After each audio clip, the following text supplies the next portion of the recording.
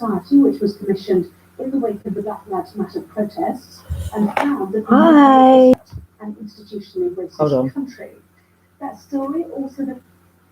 Hi, everybody. Hope everyone's okay.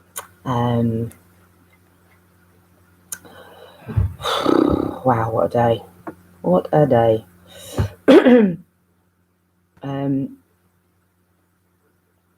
So there's a few things.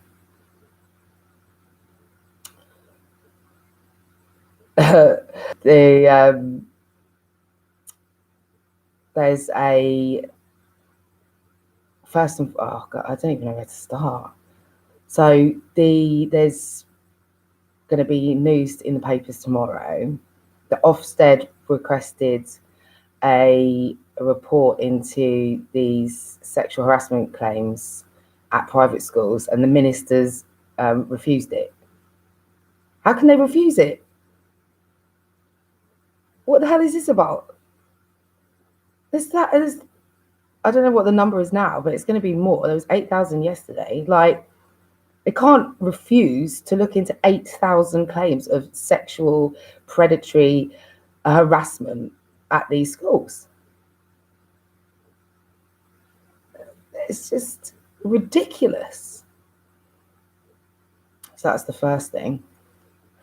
The next thing, the police. Listen, I am behind the police. Salute, frontliners. Salute, yeah, everyone. I'm with everyone. However, they're on the news, yeah, saying, first of all, there's an independent inquiry by Her Majesty's Constabulary, what, and just that on its own means it's not independent whatsoever. And they've concluded that the police were not at fault at the vigil. Okay. And then they had a couple of police women saying, how much abuse that they'd received. And they're basically, this report is basically putting it all back on the people now. I just happened to be watching Crime Watch earlier on, and it was actually about body cams. Okay. And they were saying that every police officer should be wearing a body cam because it acts as like an impartial sort of thing, if you know. I know it's like, but it protects both sides because it protects the police in case that person makes up a lie and vice versa. Yeah. And they were saying, and in addition to that, because we live in a digital world and everyone has phones and everyone's on them all the time, when crimes happen, as the public, we should be, and we do, but more so actually, is if you're witness to a crime or, of any description, then if you've got your phone there, someone or as many people just record it, because then it's what they classify it as. This is where I'm going to get to the hypocrisy of this. The police are reliant these days on what they call digital witnesses. I'm a witness to a crime, so that as well, but also people that record it. That can be used and is used as evidence in court to help catch criminals, because they can obviously identify people from those all of that extra capability. Because obviously when a crime's happening, the police aren't going to be there instantly. So anyone that's in the vicinity that is recording that crime is actually helping to potentially catch that criminal. until obviously until they get there. So it's important that everyone's vigilant. And if you do see hate crimes or any crime, you can just, because you don't know what, that might be really, really helpful for them, right? First and foremost, I'm helping you out, police. But on the same token, yeah, there's two things. One is everybody that was at that vigil, let's not forget, it wasn't a protest, it wasn't a riot, it was a vigil, it was a collective mourning. Everyone that was there was firstly a witness, and secondly, they have video evidence of your behaviour. It's not just an image, because some of these papers are going, oh, images can be taken out of context. No, there's actual lengthy video footage of that said behaviour, which proves unequivocally from many sources, many eyes on you, that that behaviour was unwarranted and excessive and completely inappropriate at a vigil. And you can deny it as much as you want, but that is evidence. There's how many people were there? 1,000, something like that. There's 1,000 people there that are witness to your behaviour on that night. And not only that, additionally to that, there is video evidence proving that behaviour. So this report is just a load of shit. And the other thing that they said was, and look, and as I say, police, I'm actually with you in general, but on this particular thing, you cannot stand by and say that all of those people are lying when they've got video evidence of it as well. You can't. And not only that, it's a joke when you use the same evidence in other scenarios to help catch criminals. So it's all right in every other circumstances, except when it's applying to you and your behaviour. And the other thing was about that. So there's that, the evidence. I'm just trying to, bear with me, it's coming back to me. So yeah, and then also, if they're so confident that they didn't act inappropriately, let's read the report then. Let's read the HM report. And additionally, where's all your body cam footage? Let's see that then. If you're that confident that you didn't act excessively, where's the footage then? Because at the end of the day,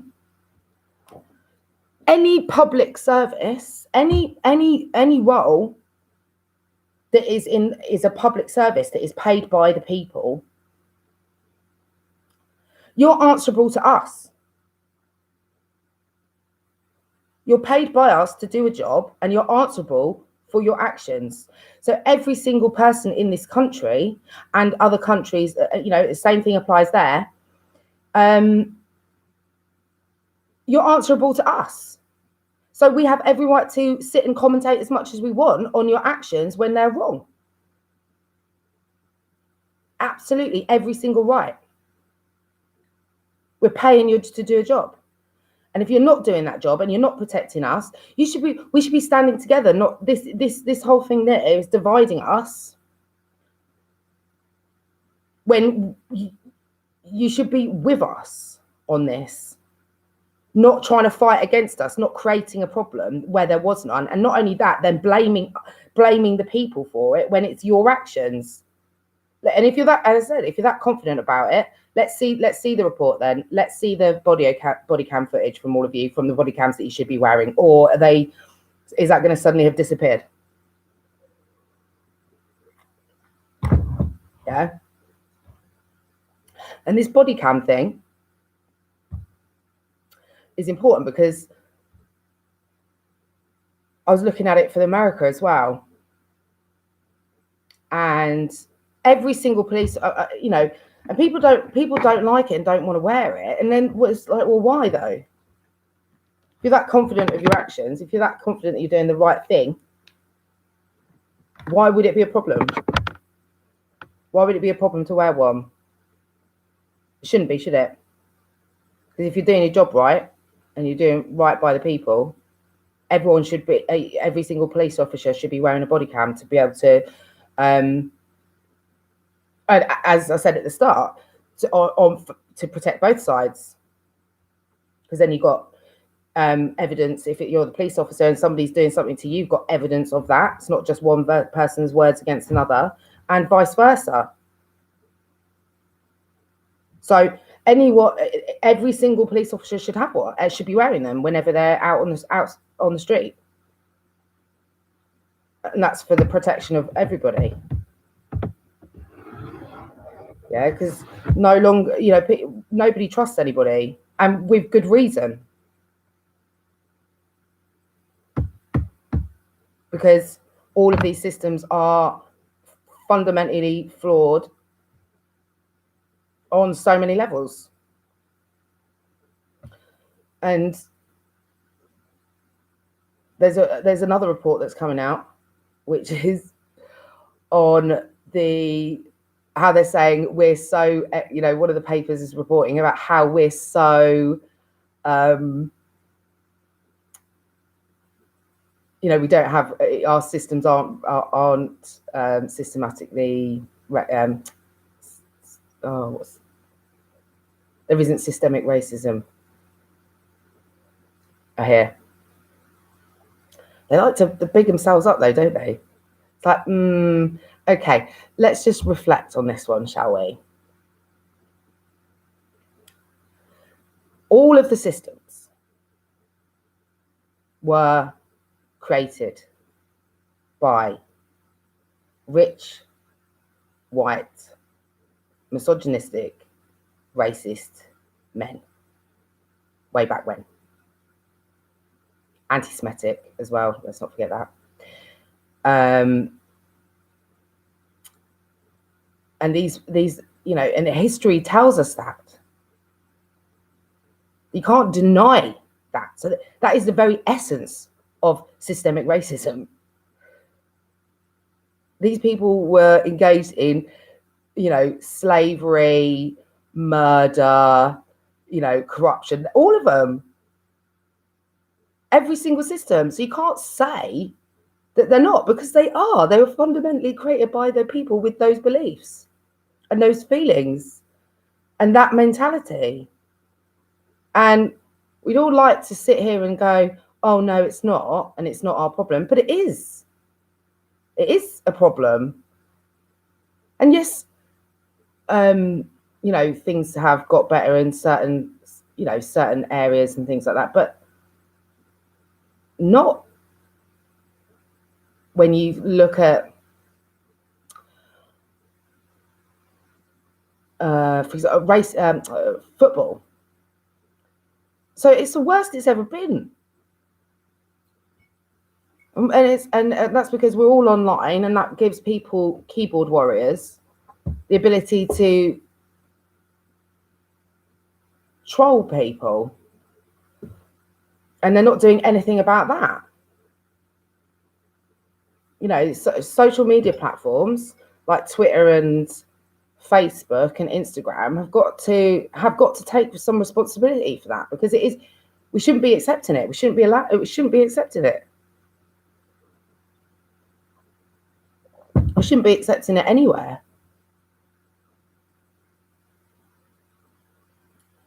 And I've also looked into, because of this report, I thought I'll see if there was a previous version, and there is. So I'll put all the links to these things in. So there's a report on ethnicity in the UK from 2017. And then from that, there's an additional page which takes you to some other information on race and equality, broken down by topics. And also, it clearly states, first of all, let's just look at the statistics of the country. 87% of the country is white. Okay. And when you look at, for example, any system, So policing, NHS, government, education, right? And then you look at the and business, just and let's include business and FTSE 350. And then you look at the diversity or lack thereof in all of those in senior roles. So senior management and above. There is none. Only today, the first ever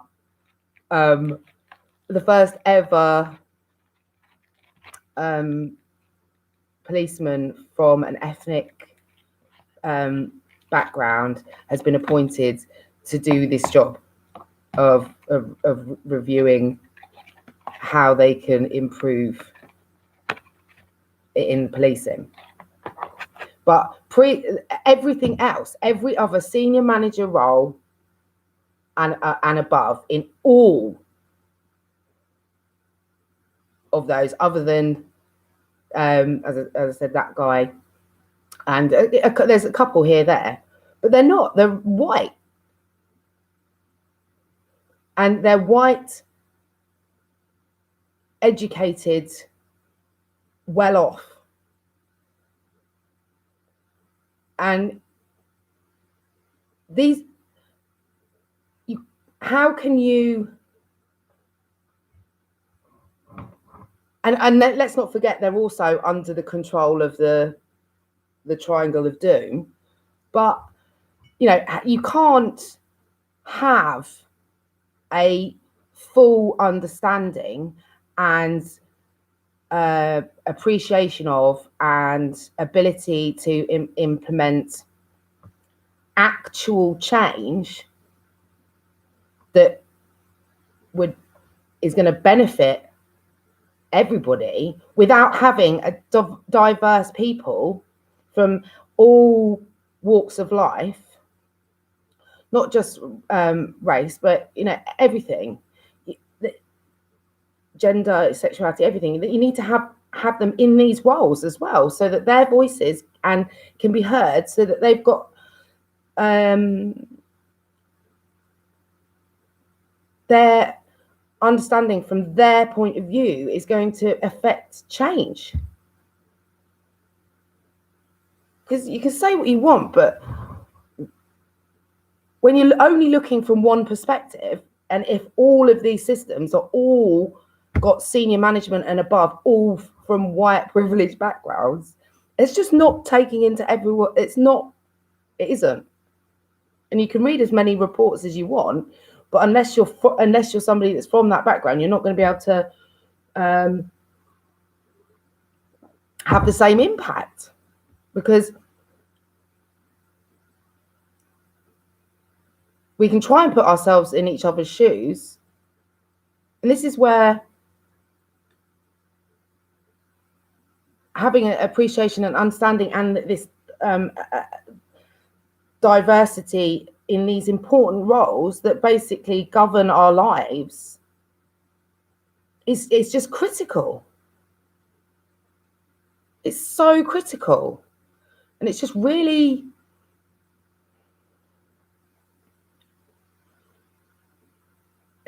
small-minded, this kind of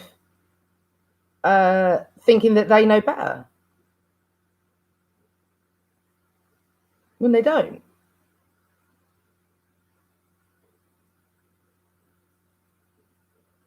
So it has to be diverse across the board in all sectors and in all roles to truly understand each other and implement real change and factor in everybody's opinions and everybody's perspectives from, you know, and everyone's backgrounds.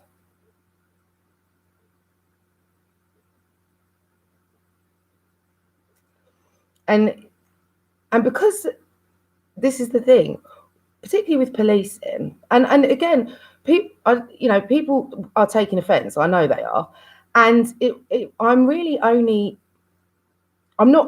is coming from a place of love. I'm not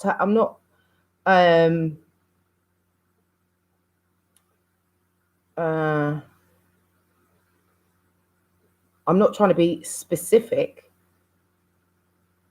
in terms of people, because they're, other than certain ones, obviously, because ultimately there's so many good people. There's so many good people doing good things, right? There are.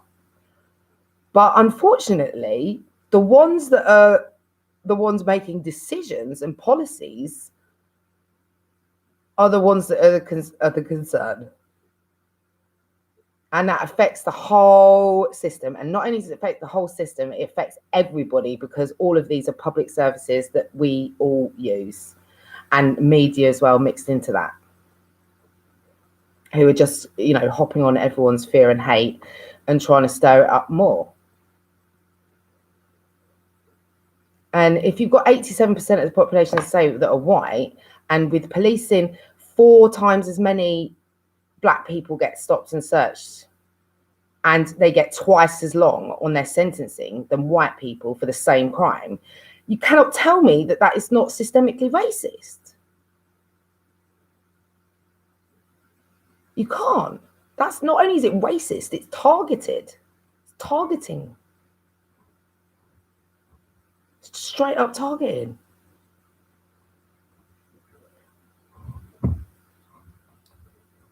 And a lot of people as well, because I've lived in different parts of the country,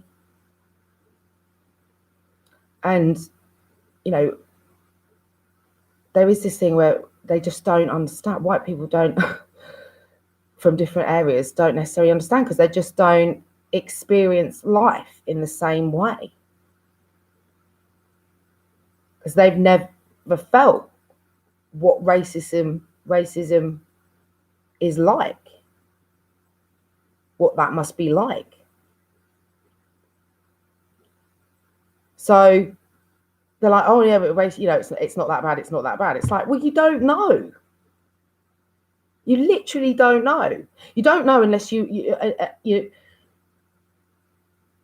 know, if you've got friends that are from different ethnic backgrounds, you might have some idea, but you're still not going to know what it is like, that feeling of what it must be like to experience hate of that level for no reason, like for your color of your skin.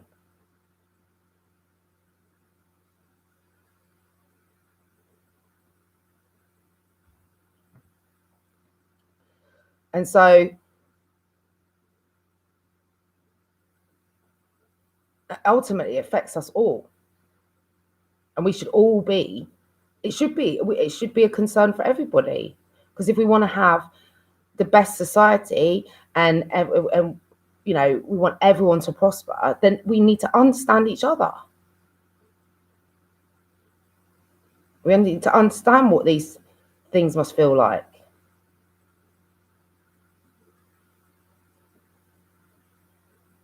and why it is, and where it comes from, and how we can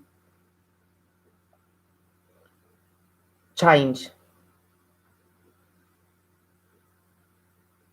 And a lot of it is going to be from where people grow up, who they're around, and old belief systems. But we need to, we can't keep ignoring these things. We just can't. Ignorance is not bliss. Look at what's going on in the world.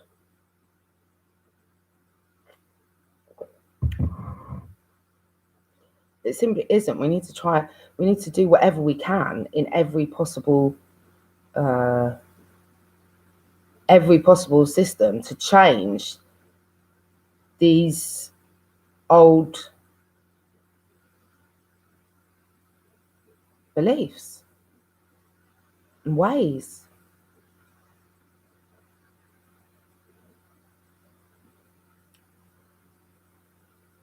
Because we're all that's the thing, we're all family. If you think about where we've come from, I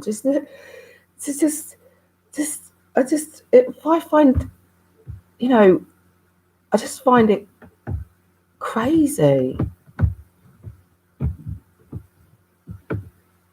But when you look back through history and where we've come from and our ancestors, and we all come from the same place, we are family, but everyone's judging each other like they're not. You wouldn't treat your family like that. We're all humans.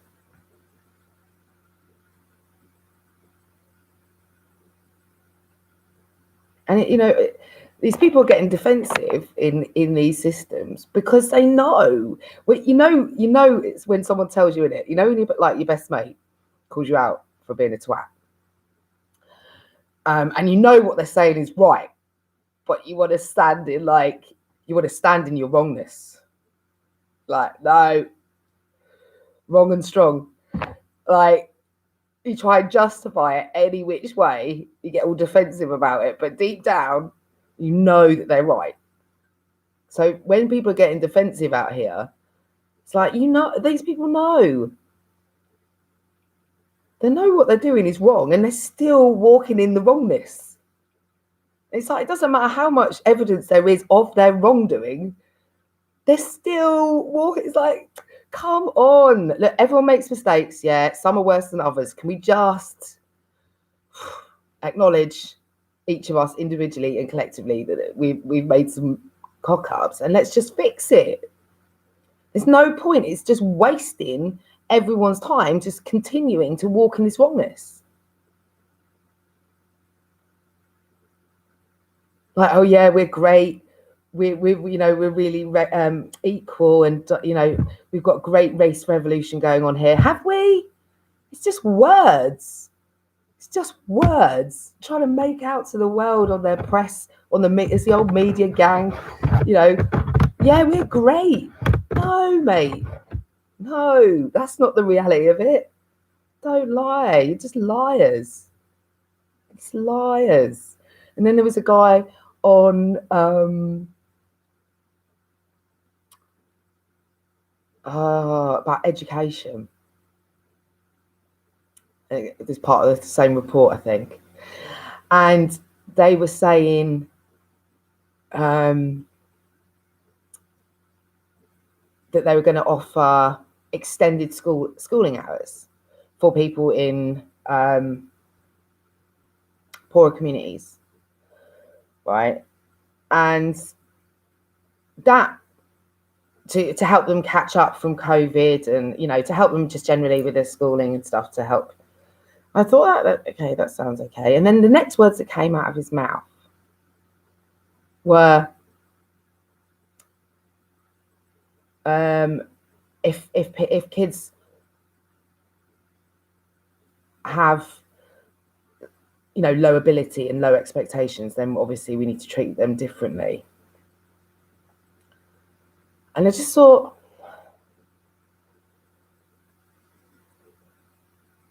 we're all born with the same brain and the same mechanics, like not the same people, not the same personalities, not the same hearts and souls, no, but the same capacity in our brain.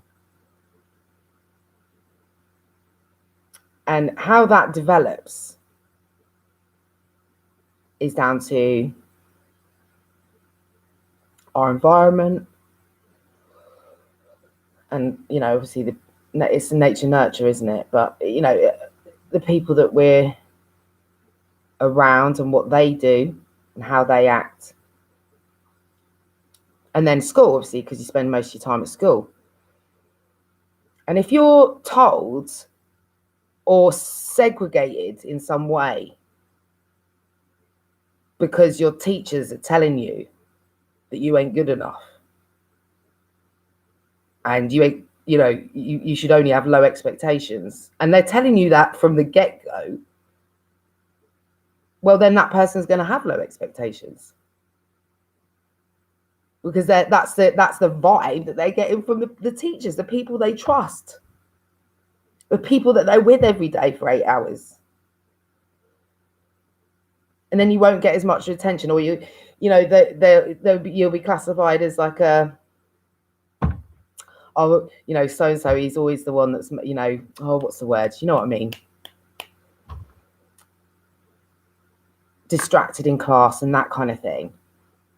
And it's like, no, the system is what's wrong. It's because you're trying to teach 30 kids the same way when each of those 30 kids needs different things at different times. And but if they were all given the opportunity and they were all taught in a way that is enables free thinking and independent thought and inspires them to achieve their goals, then they will achieve them. But if from the get-go you are segregating them off like, oh, these are the ones I'm going to bother with because they're KPI'd in some way for results, so they're only going to bother in these ones because these are the ones that are going to get me the results that I need, so I look good for the bloody school ratings and all of that. And then they don't bother so much with the other ones. It's like no. There needs to be smaller classes. There needs to be just a different method of teaching. It shouldn't be one way or the highway. It should be engaging them and inspiring them and telling them that they can achieve their dreams and encouraging them to do as many things as possible and encouraging them to dream big and teaching them the way to get there and making them do a journal every day when they come into class, like reminding them of what their dream is. Last year I said this thing. I said to the school, and they laughed at me. I said, why don't you do a book of dreams? Right. So each class at the start of the year, this was my idea. Each class at the start of the year, each person can write what do they want to, what's their dream for this year? What's their big dream? And then all of those dreams can be put into, can be collated into a book. And then you could buy that like a yearbook. And then you could do it each year and it might have changed because the interests might have changed. But then that would raise money for the school and it would also keep them on track to their dreams and keep reminding them every day of their dream, to give them focus and something to work towards and encouragement. It's just backward. They went, oh, we haven't got time for that. What? I was like, you ain't got time to talk about kids' dreams? Please. Isn't that the whole point?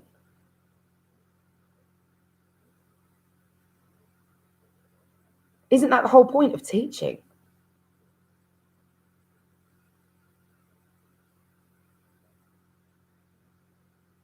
It's to inspire them to achieve their dreams, whatever that dream is. And we should be, we should be teaching them to dream big. Like, what do you want to be? Astronaut. Or I want to be an engineer. I want to be a doctor. I want to be a lawyer. I want to be whatever. Or I want to be a builder. I want to be an artist. I want to be a singer. I want to be whatever it is.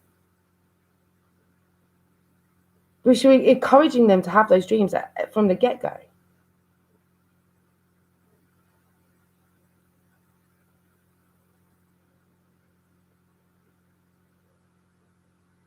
And inspiring them.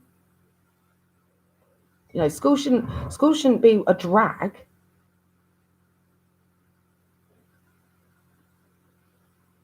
And with my son, they were sort of saying that he was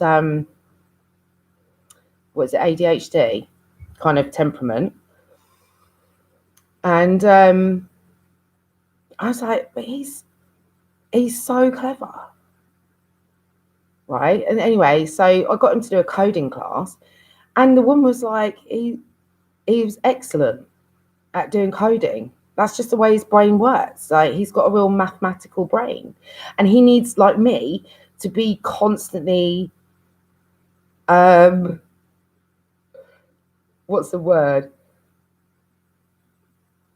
I can't think, but like I have to have constant stimulation, I suppose is the word. But yeah, my brain needs to be stimulated. Right. I love finding out more information. Of anything. I'm just like a sponge. I've got a kiddie brain again. I feel like a sponge. but I want it. Like, I'm like, oh no. And then one thing leads to the next, leads to the next, leads to the next. Like, there's no end to it. I'd rather stay up late and, you know, read purchase orders on the government website, just because that's just my bag at the minute. Like, I'm just like, yes, Sherlock Holmes, you know, getting Moriarty. So yeah, but his brain works the same. So when he isn't constantly fed new information, which he will retain, he just gets he gets distracted because he's bored. Basically, his brain's bored.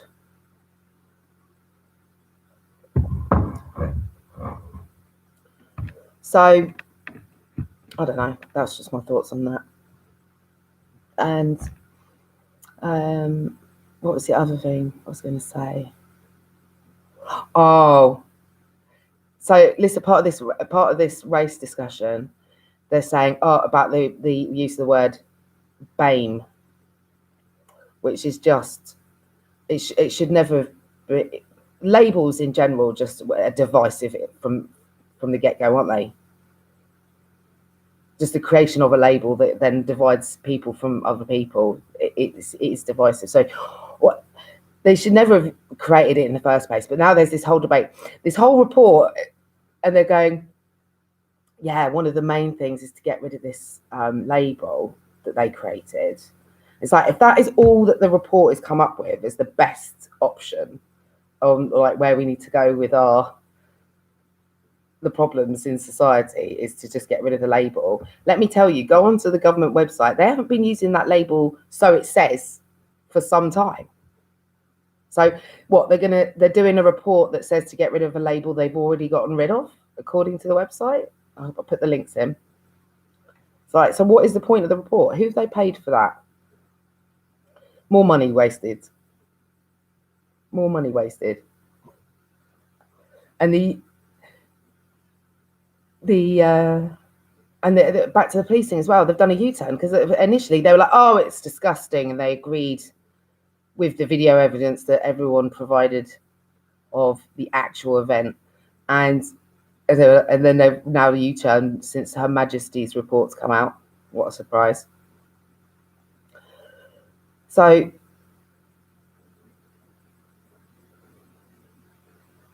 there's no, you can't. It's just these people need to just. And again, it's not everybody. It's not everybody, but the system itself is inherently flawed, and it will always be if there is not a diverse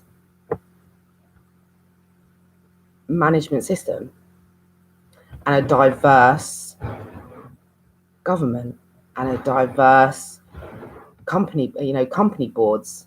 Even sports were all created by the same section of society way back when. So it's the same thing. They are the problem. The system is the problem, and they are the problem. And there's a thing coming, this whole thing. There's a finance in the Financial Times about David Cameron's shenanigans with this business leader who's like dodgy as fuck, called Lex Green something, and Labour have been given a business card, right? So obviously they're trying to deny it, like, no, it wasn't as bad. He had no influence over government whatsoever. And Labour have been handed a business card of this guy. So he's a businessman, a dodgy businessman. And he's got a government business card that says quite clearly that he is a senior advisor to the Prime Minister on government sealed business cards with a government email address and a government landline. So yes, he did have influence, didn't he? Because he's handed out business cards saying so. And then you got going back to the whole thing about being puppets to the puppet masters. If you've got business people with business interests at in number 10 out, or where every government around the world is exactly the same. This is where the problem is. Who they being influenced by?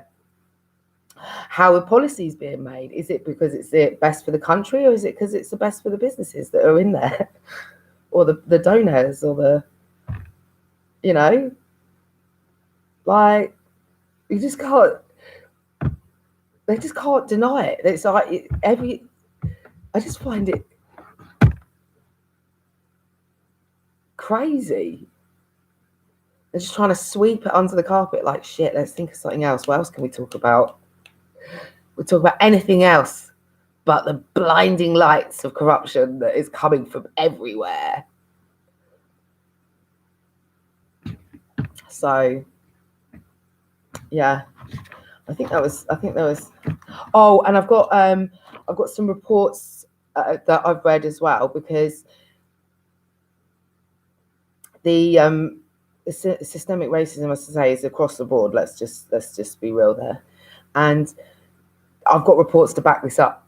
So I've got a medical report from the NHS saying the same thing, because women, particularly in maternity, pregnant women, are 3 to 4 times more likely to suffer complications or death from problems with their care or lack of.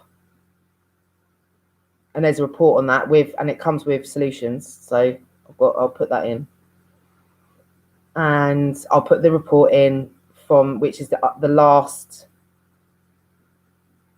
report from government on the race and inequalities. So you can have a read through of that.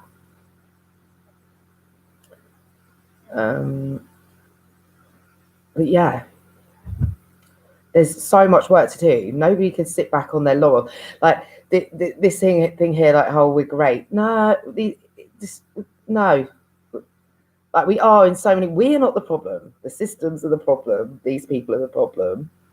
Our ancestors are most definitely the problem that spread their evil around the world.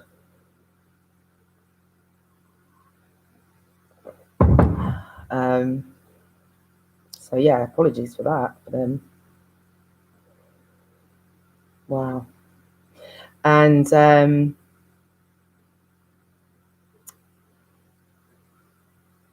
was something else that just flew in my head then.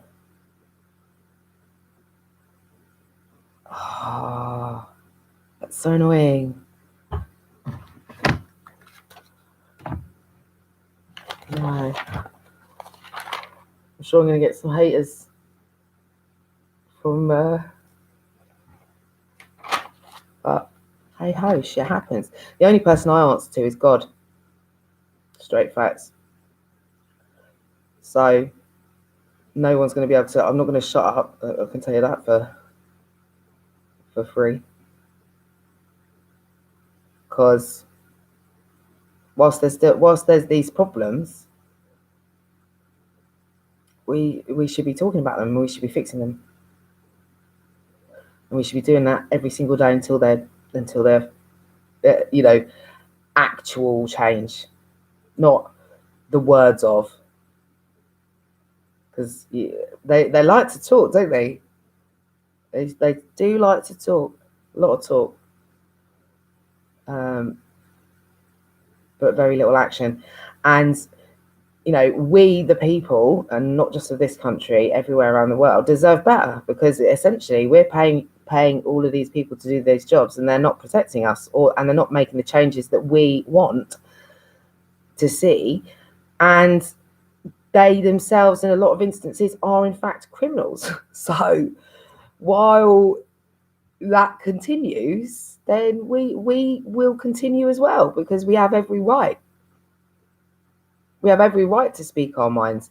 We have every right to hold you accountable, in whichever system it is, for what you are doing or not doing. or lying about or hiding. And if you don't like it, that's generally going to be because you know that you're guilty. And it's not applicable to all, so everyone shouldn't take offence to that. It's only going to be applicable to a few, but unfortunately, those few are in the most important positions.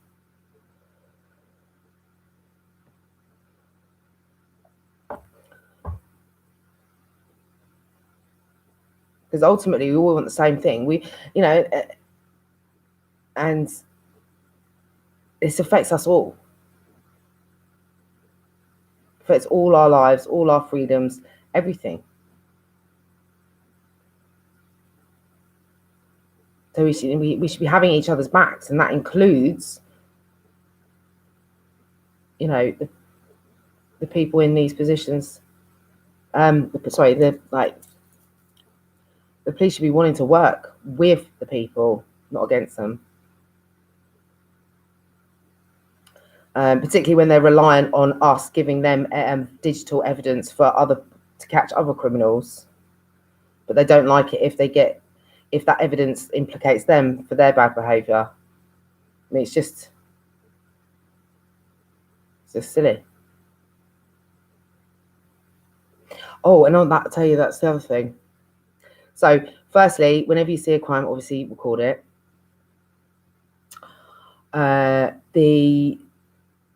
It was a business. This was on this crime watch. So he'd had non-stop pickpocketing going on in his pub. It was a pub, and he'd had non-stop pickpocketing.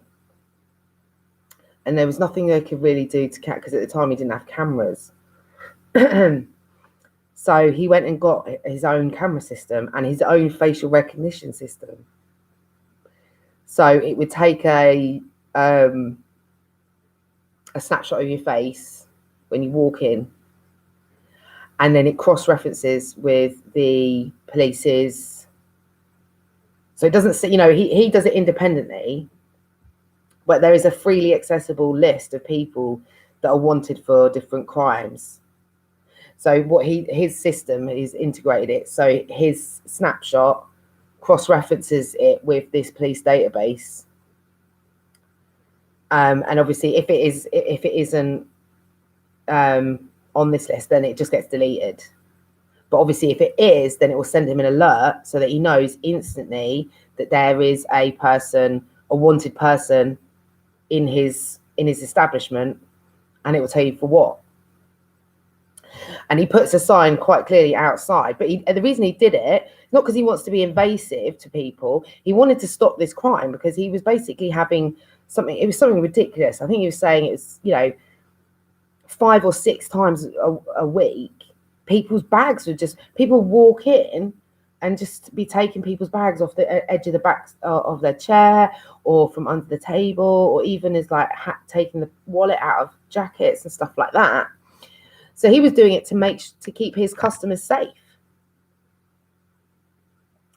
So what he did then is he put on a sign outside his thing saying, "I've got facial recognition software." And needless to say, the pickpocketing stopped shortly afterwards. But I thought that was good. Because obviously it's helping. It's a business doing it for himself, obviously to keep his customers safe that are coming there, and also the customers know then that they're going into somewhere where they feel safe. So it actually benefited his business in terms of numbers,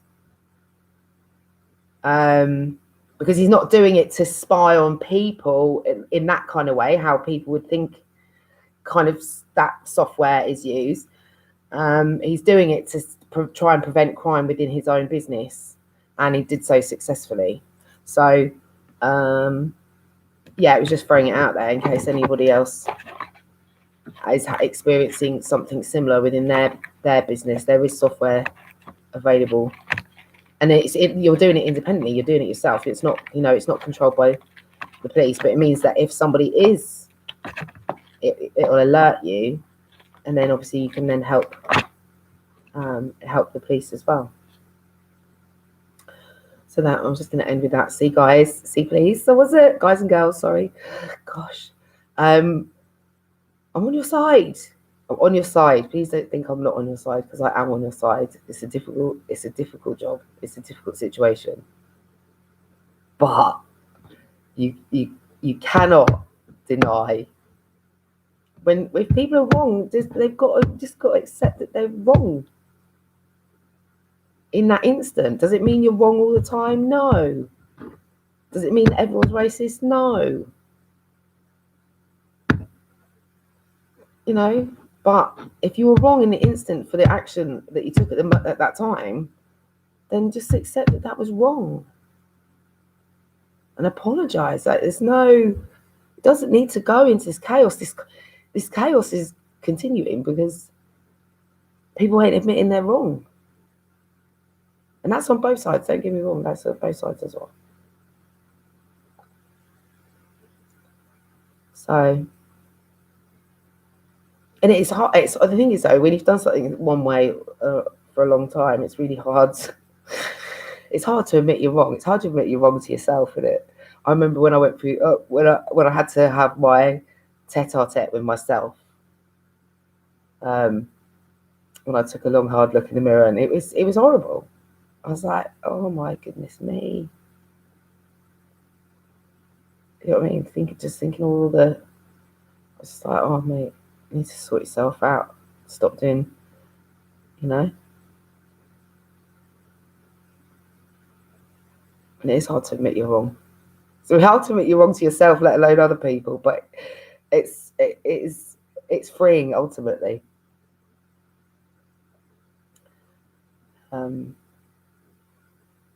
So anyway, that's my rant for today.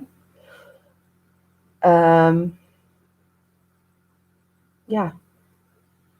Love you guys. Tomorrow is a new day. Oh, I'm going to be doing exercise with Ronaldo. He's got he's put up his daily exercises.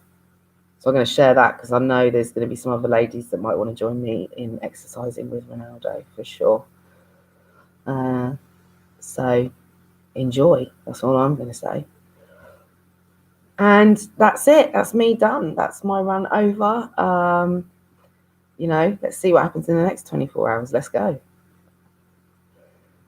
But love you, all of you. So enjoy the rest of your day, evening, wherever you may be. Thinking of you.